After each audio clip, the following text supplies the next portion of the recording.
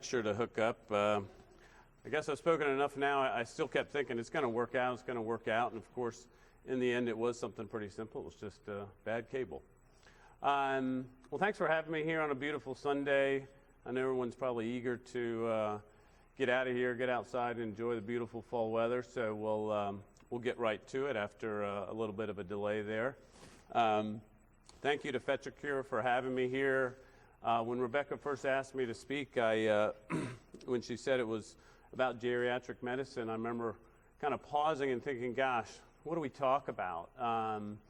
Because I'll admit, I think this is one of the biggest challenges in veterinary medicine, certainly for me, as we deal with more and more geriatric patients coming into us. And it's also close to home. You know, I can tell you personally, my own father has Parkinson's and has been dealing with that for a number of years, and I think anytime we see these older pets come in, it's hard not to think about our loved ones who are either dealing with similar things or might be in the future. So we're going to touch on a few things as far as kind of going back to the neurological exam, because I think one of the hardest parts about these patients is that they have multiple problems, and trying to figure out what is their biggest problem, if at all possible. And this picture here is my childhood dog. My mother was able to come up with this picture. This is taken in the early 80s. She's a Cocker Spaniel, obviously. She was about 3 or 4 years old when this picture was taken, and she went wild for tennis balls. Tell you a little bit about myself. I grew up as a competitive tennis player, so there were always tennis balls around the house. Of course, if anybody knows what a ball hopper is, it holds tons of tennis balls, and she would always, there could be tennis balls all around her, but she'd be slobbering over the hopper trying to get, a particular tennis ball out of there. But she went crazy for tennis balls. She lived to be about 14 or 15, and I'll never forget seeing her kind of end of life, and she didn't want to have anything to do with a tennis ball. You throw a tennis ball, she wouldn't even see it necessarily. She lost her hearing. Some of these are neurological issues, some of them aren't. The degeneration to lead to hearing loss probably is somewhat of a neurological issue, although she's a Cocker Spaniel, so she probably had pretty bad otitis media, and we probably never even knew about it. This is what these tennis balls would look like after, she would work on them for quite some time. They're usually much dirtier than that, though, kind of a brown-looking tennis ball. And this was her freckles in my younger sister's arms, when she was near end of life. So I bring it up more as an anecdote. It's something that we all think about with, pets in our lives, either as pet owners, but obviously as practitioners as well. And they're not easy problems to deal with. I'm probably not the first one to tell you I don't have the answer for all these patients. I don't have the answers for my father, even though I want to be able to give him that answer to how to make things better. So we are going to do a quick review of the neurological exam. I always try to get that in there because I think it's so crucial. Talk about some of the limitations in testing, in these geriatric patients. And then some of the common neurological issues, not necessarily neurological diseases, even though we'll go over some of those, but the different signs that we encounter in practice. Seizures. I think we often think about seizures in an old dog or cat and think, oh, this is bad news. But here's one bright note, it's not always the case. And we got some data to share that. Pain. Gosh, we see so many older dogs and cats with painful conditions, and knowing what it is. Is it arthritis? Is it spinal problems? Is it head pain because of something like a brain tumor? Versus is it more of myopathic pain? Dogs, cats that deal with neuropathies, myopathies, things like that. Weakness. Of course, that's one thing that can be caused by so many different problems, so we're going to go over that as well. Dementia-like signs. I think that's the hardest one here. I mean, it really is. When patients come to see me for these sorts of things, it's almost hard to know what to hope for when we start evaluating them, looking for problems. We don't want to find things like brain tumors, but we don't want to find Alzheimer's-like conditions either. Neither of them are easy to deal with. And then vestibular signs. My goal here with vestibular signs is to be thinking about, when we think the word vestibular, that we think about a localization as opposed to a specific condition, because we're just going to quickly go over some of the more common problems that we see in older dogs and cats with vestibular signs, because not every dog, not every cat has idiopathic peripheral syndrome, even though it is arguably the most common. So what are those challenges that we face? And can everyone hear me all right? I've been battling a little cold the last few days. I'm usually a loud talker, but I don't know if I'm getting there today. So if you can't hear me, let me know, and I can go walk around with that.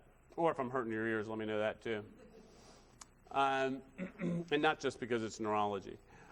The cost of testing, especially with neurological conditions, is always expensive. And it's very difficult to avoid that. I think I see so many patients, I'm sure you guys do too, older pet or dog or cat, and they think, gosh, do I really want to do a $2,000 test, a $1,000 test in a dog that maybe only has a year, 2 years left? People always want to ask me, well, how long is my dog going to live? I'm like, I don't know. I might know if we find something bad, if we find metastatic cancer, if we find another metabolic condition like kidney disease, something like that that tells us, okay, we're probably not going to be living for another several years. I hear this all the time, and will avoid putting my pet through it, which to me sometimes is code for, I really don't want to spend that money on those tests, even though admittedly a lot of times you say, yeah, I mean, especially these older dogs, I can tell you, they really struggle to recover from anesthesia more so than your 3-year-old dog that has an MRI, for a disc problem or something like that. Obviously the risk of anesthesia is greater in these older dogs and cats than we'd like it to be, so it's hard to ignore that. From a pet owner standpoint, just the time required to deal with geriatric pets. I mean, the same thing applies to us as people. And there's no easy way around that. Time is money as well. And, a lot of patients that I see might have difficulty walking. It can be a full-time job to take care of some of these dogs that need help to get outside, to urinate, defecate. They might soil themselves. And the last thing, so many of these pets have multiple medical conditions. They might have a kidney problem as well as a neuromuscular weakness, a polyneuropathy, and then maybe cancer that maybe not a big issue. So just real quick, by the way, my son is playing in the finals of a soccer tournament right as we speak that they were lucky enough to make it through. So I'm rooting him on while we're here. But I've actually had this slide for a long time. But I think it's probably more important and more difficult to do in these older pets to do a very thorough neurological exam because localizing that problem is so crucial. So goals of the neurological exam, defining it as a neurological problem to begin with. Very difficult in some of these old arthritic pets when they're weak, having a hard time getting around. So you're looking for things like proprioceptive deficits, head tilts, abnormal nystagmus, seizures. Obviously that's an easy one, even though it's not always a primary neurological problem. Ataxia, another one that's fairly easy to say, okay, if we're truly ataxic, that we've got a neurological problem, even though it might be caused by hypoglycemia. And then that lesion localization. I'm going to let you skip this slide very quickly, looking at neuroanatomy from forebrain to cranial nerves to the caudal fossa, meaning the back part of the brain, cerebellum, brainstem, our localizations in the spine from cervical C1 to C5, or we can lump that together, C1 to T2, brachial plexus, and on down the line. The last one there is probably the one that we've got to focus on the most in a lot of these geriatric patients, because so many older dogs especially, and yes, this lecture is skewed more toward dogs. I'm not biased there, it's just more of what I see.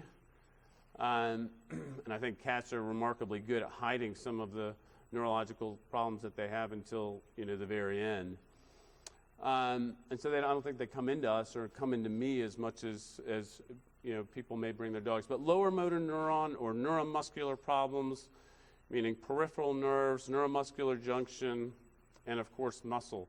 So many older dogs we'll see have polyneuropathies, degenerative, very often, and they're hard to treat. There is no cure for those problems. But just to simplify it, and I simplify it sometimes even more than this, is that problem in the head? Is that problem in the neck? Is that problem in the back? And when I say, I'm talking about the spinal cord, when I say the neck, spinal cord in the back, or is it actually a neuromuscular problem that could be a metabolic issue as opposed to a primary neurological problem? Classic example, diabetes, diabetic neuropathy, something like that. So the essentials, when you think about that neuro exam, I see this often from, even our emergency clinicians will talk about, we didn't do a full neuro exam, and yet I do think you can do a full neuro exam very quickly. And probably the hardest thing in my mind is checking the reflexes, spinal reflexes on these dogs and cats. They've got to be on their side to do that, so it takes another person, and for some of these bigger dogs it's more difficult. But, I consider these the essentials of the neuro exam, assessing their mentation, assessing their gait. That's another one that's time consuming. These big dogs, you got to take them outside, or you're not going to see some of the abnormalities, especially in their front legs. Postural reactions, so yes, I'm talking about proprioception, CPs, if we want to call it that. Spinal reflexes, really I'm just talking about withdrawal reflexes, patellar reflexes, checking that perineal reflex and checking anal tone. Those things are going to help you localize things quite quickly. And a lot of these older dogs, older labs specifically, that are weak in the rear, they've got weak to sometimes depressed, if not absent, patellar reflexes. And that's going to be a giveaway that we're either dealing with a neuromuscular problem that's diffuse, affecting all four limbs, or we're dealing with something that's in that lower lumbar spine. Spinal palpation, the cranial nerve exam, assessing deep pain that's really in your dogs or cats that are paraplegic. So I'm going to show this one video just as a reminder that you've got to get these dogs, please don't take any cats out on leashes, to assess their gait. Because this is a dog that might come into you, they say he's having a hard time getting up, just seems weaker in his back end. And if you don't take this dog outside, you won't actually recognize that this dog is quite weak in the front legs. This dog has a two-engine gait, so he's short-strided in those thoracic limbs, he's long-strided and more ataxic, meaning kind of wobbly in those pelvic limbs. And it's a classic gait for a dog or a cat, doesn't matter, dog, cat, that has a lesion in their lower cervical spine, C6 to T2. And I show this because it is a lab, and knowing the difference in that localization changes your differential list just like that. Because more often than not, these dogs have a disc-associated wobblers that I think is overlooked a lot of times. The dog also has a low head carriage. So, oops, got two. There we go. So we'll start with seizures. And obviously I've not listed every cause for seizures, but these are the big ones. And look what I listed there second. So an insulinoma is one of the things that you got to think about first. So I've seen many a times where dogs present to me for evaluation of seizures, and they had some blood work done, blood glucose was, I don't know, 72, and maybe it was even a little bit lower, 68. It was just kind of thought to be a lab error. What's the most common cause of a low blood glucose? Yeah, lab error, which I wholeheartedly agree with that, but you've got to repeat it. So don't forget to do that, because you put these dogs on phenobarbital or other anticonvulsants, they're obviously not going to do well, and we've missed it altogether. Cerebrovascular disease, so strokes, certainly that does happen in dogs and cats more than I think we used to believe. Encephalitis doesn't happen that often in older dogs, nor cats, although cats probably more often with things like FIP. Not necessarily a good problem. Late onset idiopathic epilepsy. I don't think that 5 years ago I would have even brought that up, mostly because I maybe wouldn't have wanted people to think that that's probable. But I'm here to say it happens more often than I used to believe, and we've got a paper here to support that. Degenerative brain disease. These dogs with senile degenerative changes in their brain that have more behavioral changes. Yes, they can cause seizures, but it's not that common. So here's a cat. I've got a cat here. When I see an older cat with sudden onset of seizures, even though it's not the most common cause of seizures in cats, it certainly happens. And I almost consider a meningioma like this a more treatable condition than a lot of conditions that kitty cats will develop at any age, honestly. I mean, that's one of the reasons why I don't talk about cats as much, is because a lot of the neurological problems that cats acquire are not nearly as treatable as what we'll see in dogs.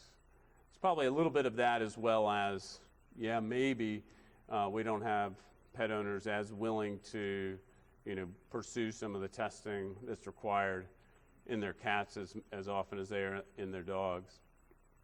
So that's actually a kitty cat with that meningioma that we removed, and the cat did remarkably well. So it was, in my mind, the best thing that we could really think of in that kitty cat, other than maybe late onset epilepsy, which in a cat, different story. With these insulinomas, sometimes they can be really hard to find too. If I get glucoses in a patient that has a normal neurological exam, maybe they're a little weak, we get a blood glucose of 68, that catches my attention right off the bat, especially if they've been fasted, especially if they're really stressed in the hospital, which obviously most of them are. So sometimes I'll keep those pets in the hospital all day long and check their glucose every couple hours, because sometimes you'll find that low glucose, and then with that sample you're checking their insulin concentration. So this paper came out a few years ago in JAVMA, and I remember I first read this, I thought, gosh, that can't be. It's not that long ago. But I can tell you since then, and I don't know if it's because I've been more open-minded to it, or clients have been more open-minded to it, clients have been more likely to pursue workups in some of these pets. But they looked at almost 100 cases, this is dogs, that were over 5 years of age, first time they ever had a seizure.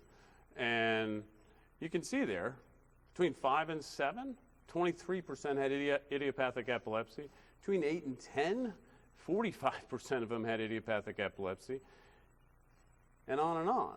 So it definitely happens a whole lot more. So that's an MRI of a normal dog up there. So it definitely happens, and I think we have to keep an open mind to it. I mean, certainly for dogs that have abnormal neurological exams, asymmetry to their neurological exam, we got to throw that out the window. But if they're normal in between their seizures, normal neurological exam, it absolutely may be the case. We're talking about diet a little bit. If you guys haven't read this paper, I encourage you to, and try to come up with your own belief on whether or not these diets or this diet is helpful. I'll say that with really difficult to control epilepsy, getting to diet change, you almost say, why not? When things aren't going well, they're on 3, 4, 5 anticonvulsants. Do I have an answer? I don't. Epilepsy surgery is something that is incredibly interesting to me and done in people fairly often, fairly routinely in really difficult to control epileptics. But obviously we're not there for dogs or cats. But interestingly, this one paper I found, this is just talking about using dietary supplements in dogs with epilepsy. It's just a survey. They sent a survey out to a bunch of pet owners, and 2/3 of them changed the dog's diet on their own just because they thought it would help with epilepsy. I think you guys probably see it in practice with all kinds of conditions. Epilepsy's no different in that they want to blame it on the diet. Oh, I changed the diet. It must be the diet. It must be phase of the moon. Who knows? And then almost half of them would use supplements to try to help with seizure control. So this is the paper where the NeuroCare basically they funded this paper or this research to look at dogs fed essentially a ketogenic diet, trying to determine whether or not it helped control epilepsy. And their conclusion is that it did help. It did improve seizure control. If you look at the numbers, they had 21 dogs.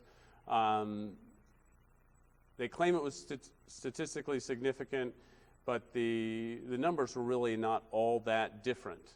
And if you look at this, 6 out of 21 of them actually had an increase in seizure control. And so they actually admit in the discussion that, yes, we need more research, we need more blinded controlled studies to basically better evaluate this diet. And then they went about 1.5 years later and obviously marketed it. And now it's out there.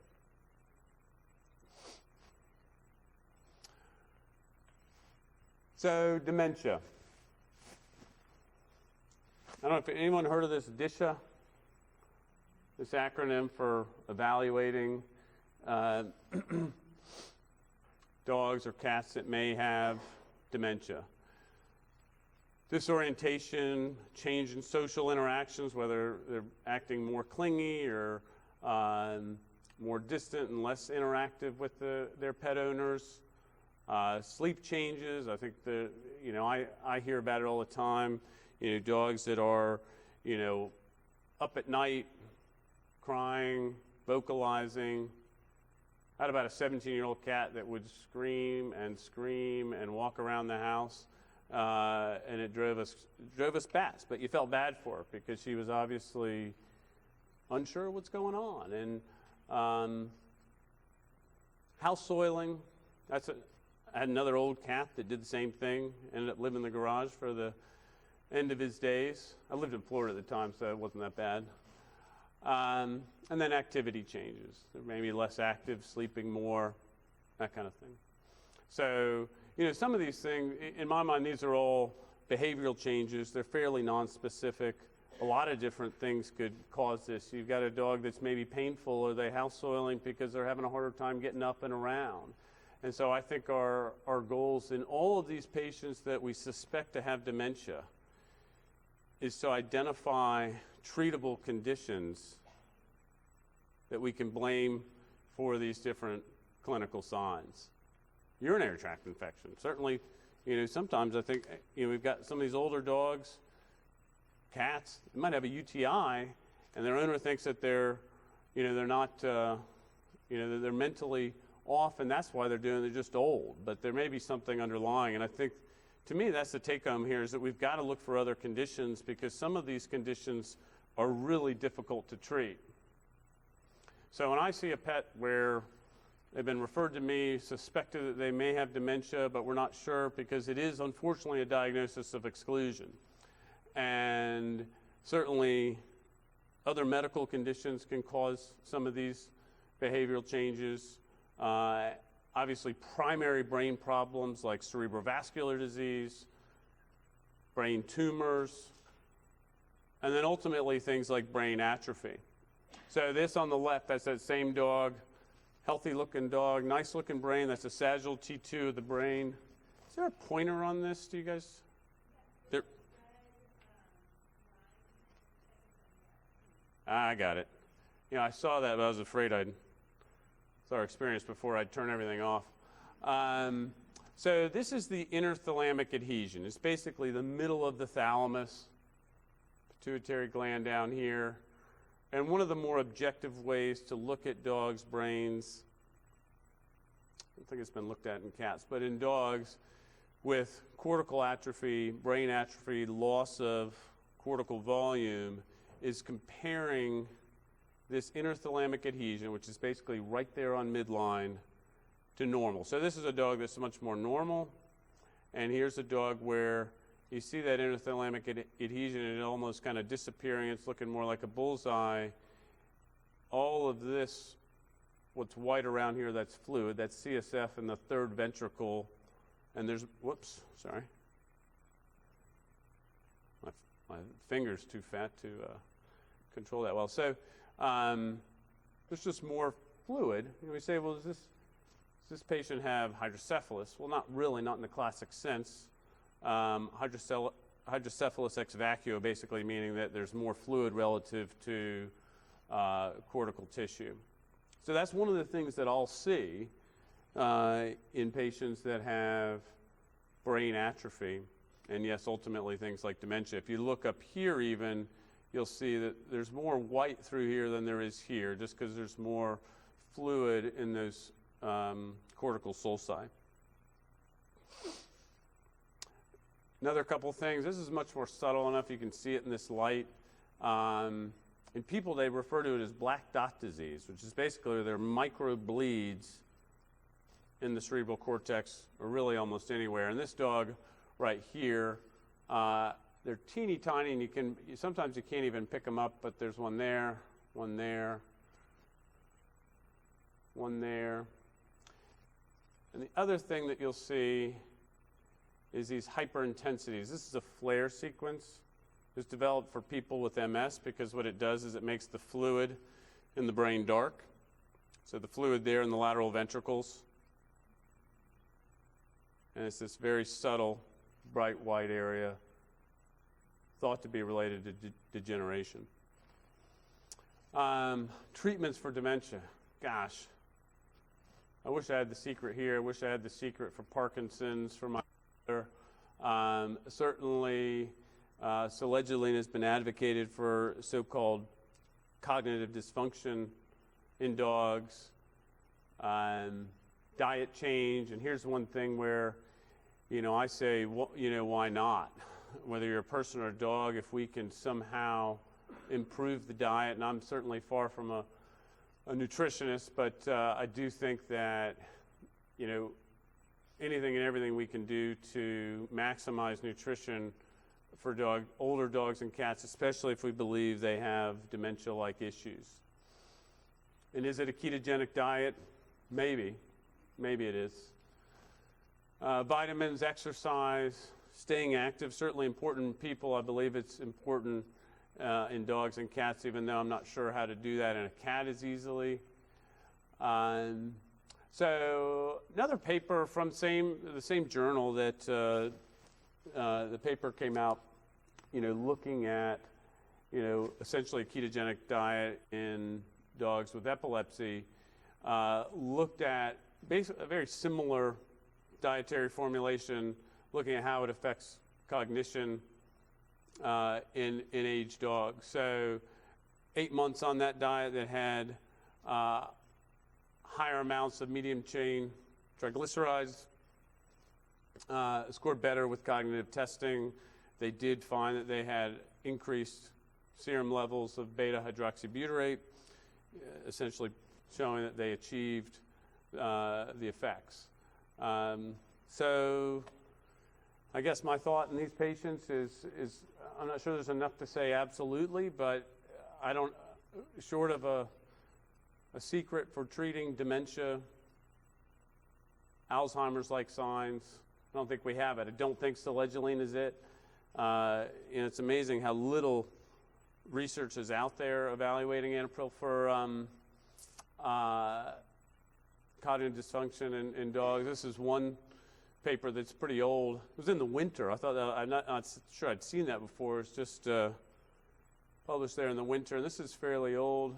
It looks like I lost the, got to put the date in there. But this was about 15 years ago. Good number of dogs. However, there was no control group there. And I can't say that anecdotally I've had any experience where, you know, people turned around and said, gosh, this has really helped. They've more complained about the expense of it, as well as, but I will say I have more anecdotally believe people, you know, think that their dog has done better with a diet change, whether it's BD. Can't say I've had enough using the Neuro care just yet. There were some side effects with selegiline, but I can't say that I typically advocate selegiline, even though I will say I'm not sure you have a whole lot to lose except for maybe the expense of it. So weakness, I think this is probably one of the most common things that you guys encounter, that I encounter in older dogs and cats to a certain degree, although I think with cats it's probably more discomfort than it is overt weakness. That localization is crucial in those patients. Commonly encountered disease processes. Number one, I put up polyneuropathies because I think it's one of the things that we overlook so often, and it's one that, you know, if we don't know that that's the case, we're maybe chasing other things, even though I do think a lot of times this is degenerative and we should be chasing other things that can be treated more successfully than, say, a degenerative polyneuropathy. Degenerative myelopathy, of course, we're all familiar with. That should be based on a spinal localization, typically a T3 to L3 localization. Chronic disc problems, that can absolutely mimic degenerative myelopathy. Caudal cervical spondylomyelopathy or wobbler, certainly we encounter that as well. Gulp, remember when this first came out, it just made me laugh, even though I was really happy that it did, because these dogs with laryngeal paralysis, you know, they really all have a diffuse polyneuropathy, even though the signs that are right in your face, and I think I don't see these patients nearly as often as you guys do, as the surgeons do, because they're doing tiebacks on them, and as well as the emergency clinicians. But this is a paper that came out several years ago that looked at esophageal function in these dogs.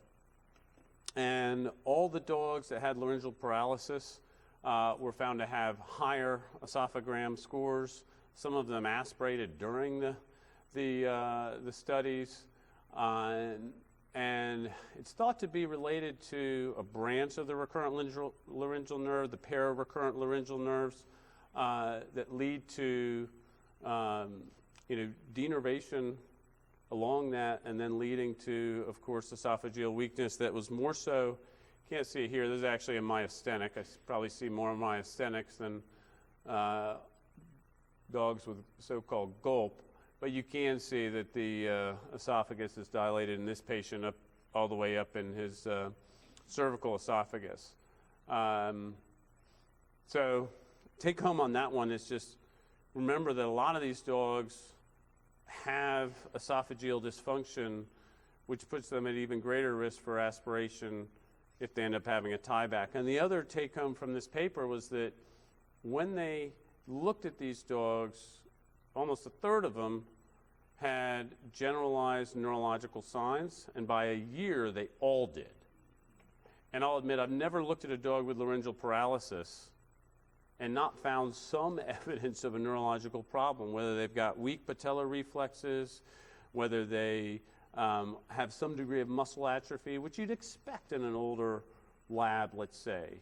And so the hard part is predicting, well, how long is it going to be? So having neurological signs at 1 year, but the more important part is, when are they going to be down, non-ambulatory, or more importantly, their quality of life affected significantly?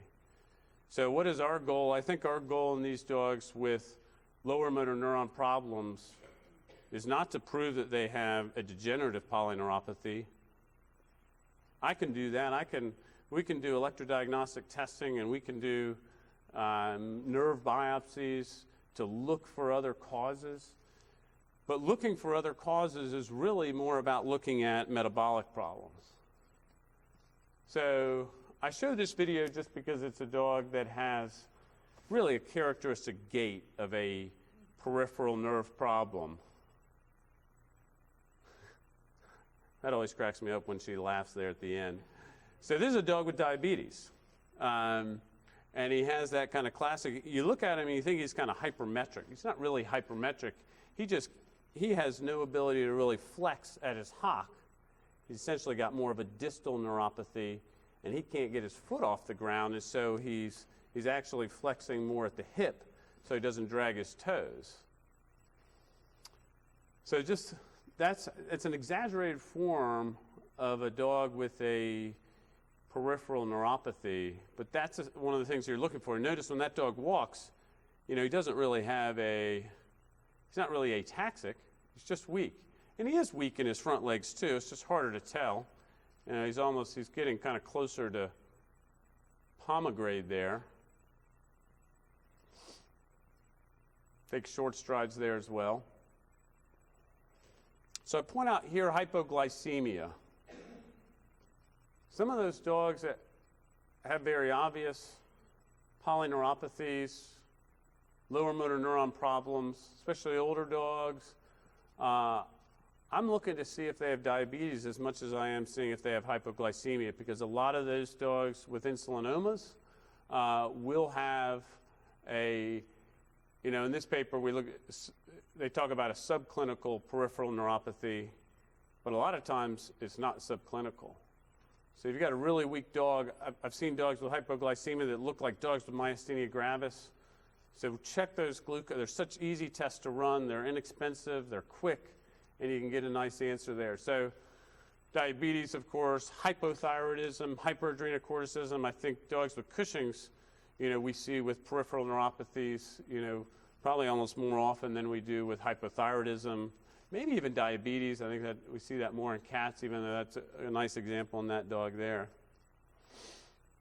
Degenerative myelopathy. Oh, too impatient.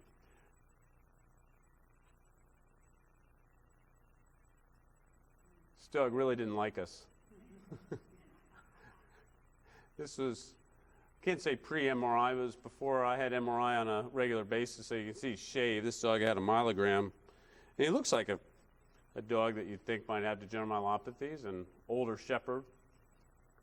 He's got signs of a T3L3 myelopathy. He's ataxic, he's weak.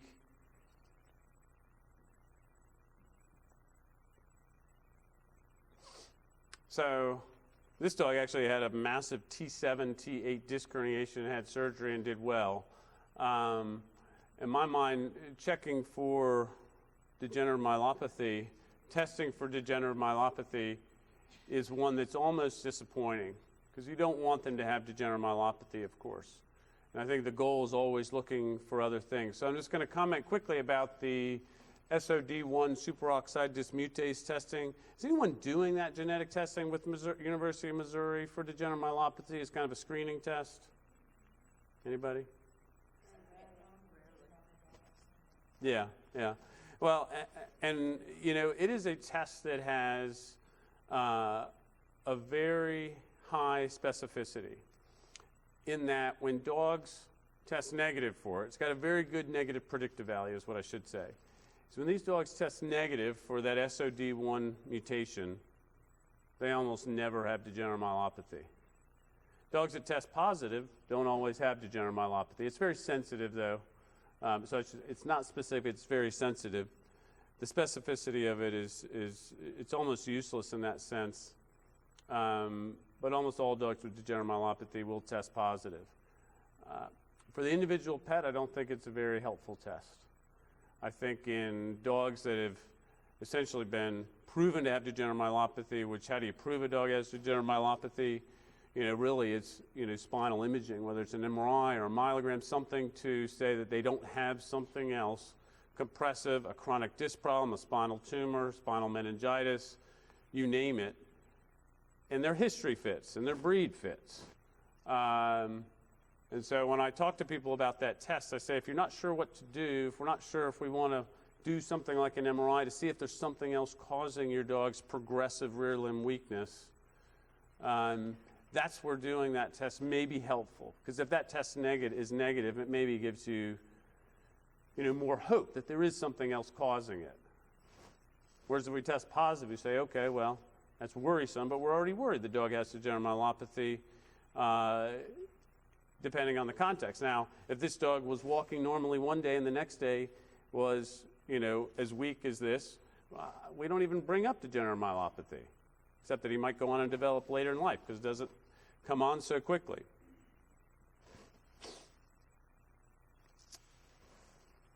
All right, pain.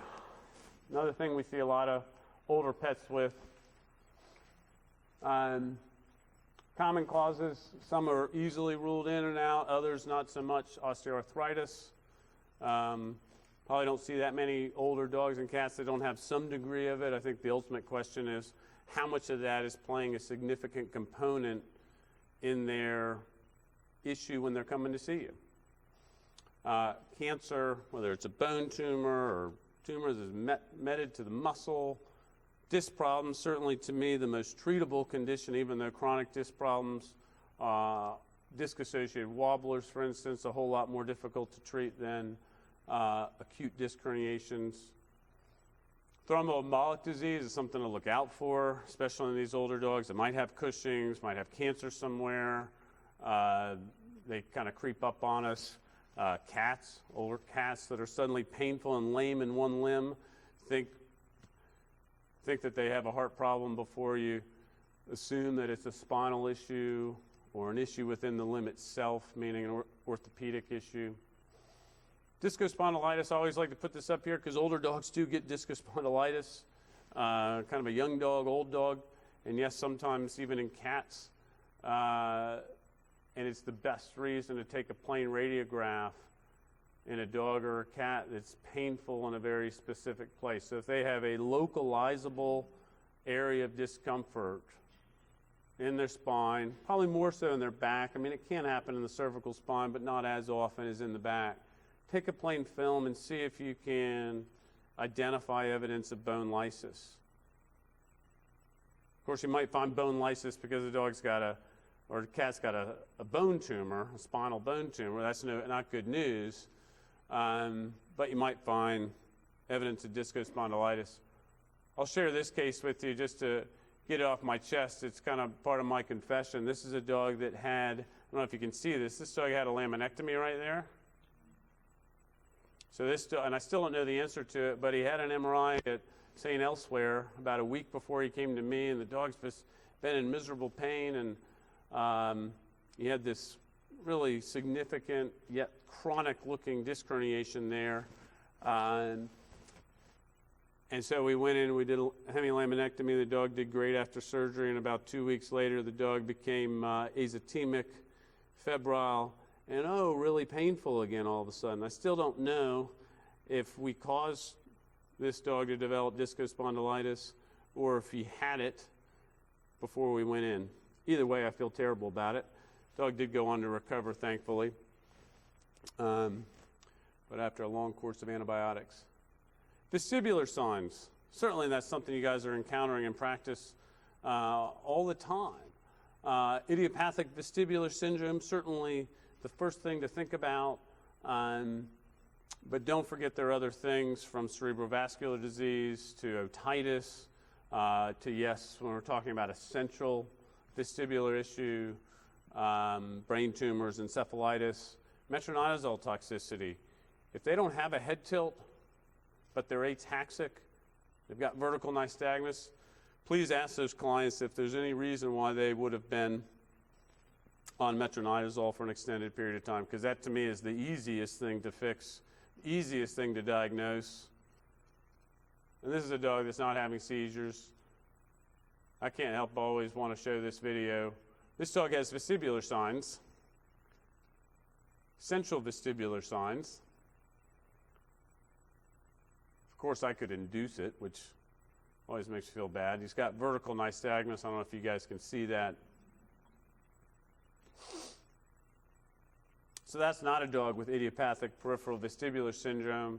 But what I hate about so-called idiopathic peripheral vestibular syndrome is that it is a diagnosis of exclusion. I've gotten to the point where I'll have reports, some of you guys may have seen that, atypical peripheral vestibular syndrome, because some of these dogs don't behave the way you expect them to. They might have episodes of peripheral vestibular signs that get better. A lot of times when I see that, it ends up being something that is central. I see that a lot where dogs maybe had an episode of vestibular signs. It's thought to be idiopathic. Can't go off and do an MRI on every dog with vestibular signs, peripheral vestibular signs.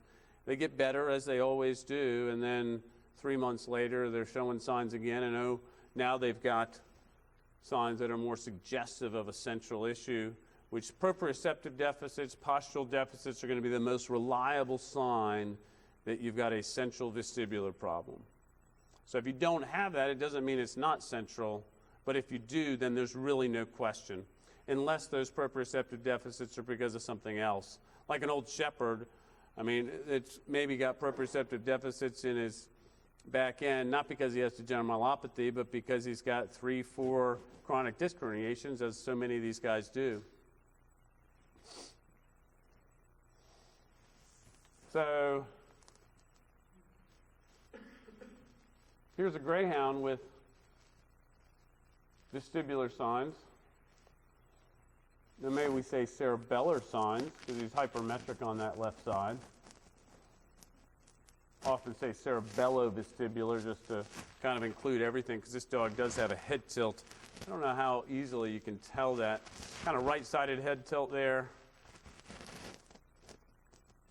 So this dog does have a so-called paradoxical vestibular syndrome. Basically just means his head tilts on the opposite side of his lesion.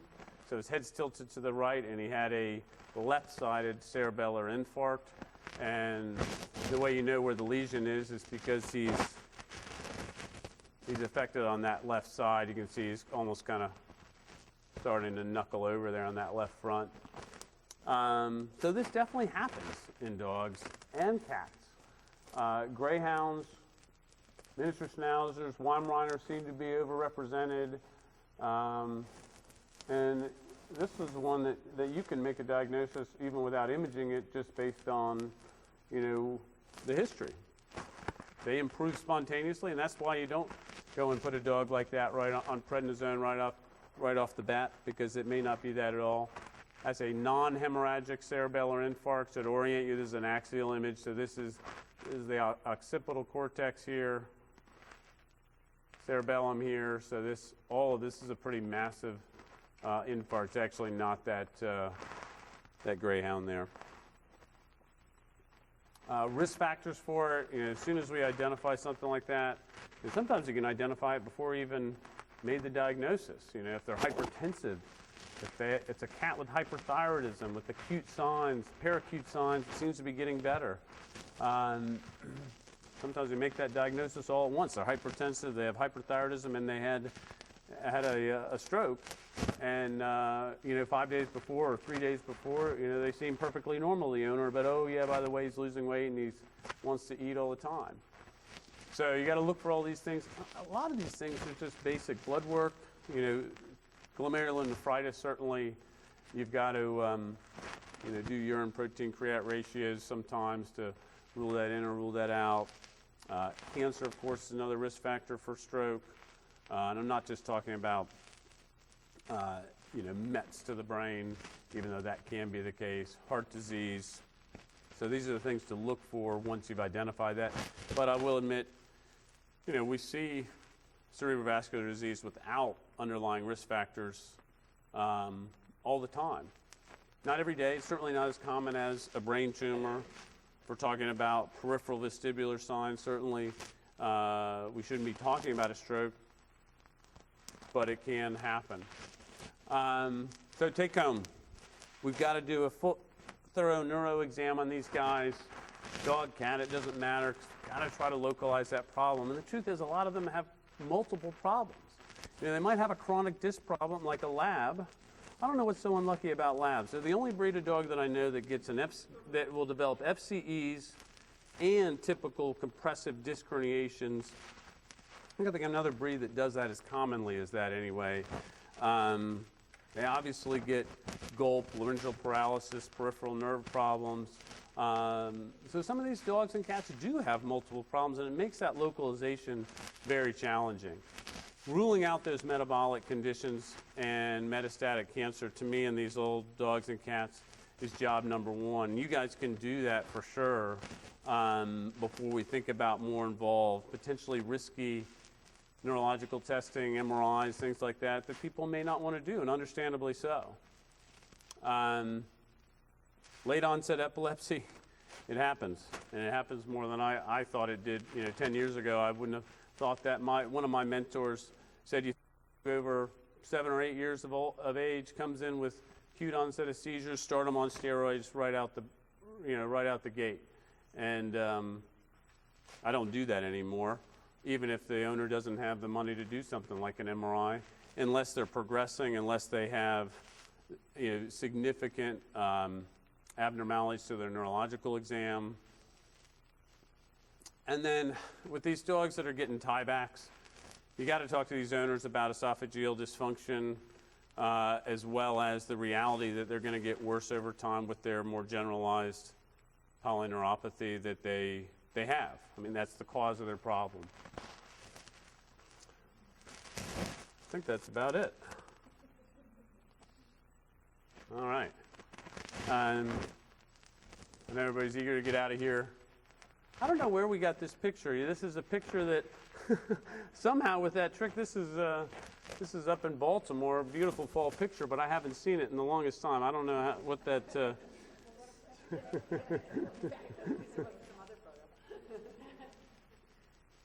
Well, thank you guys. Any questions I can answer for you? All right. Thank you. Well, thank you for being here.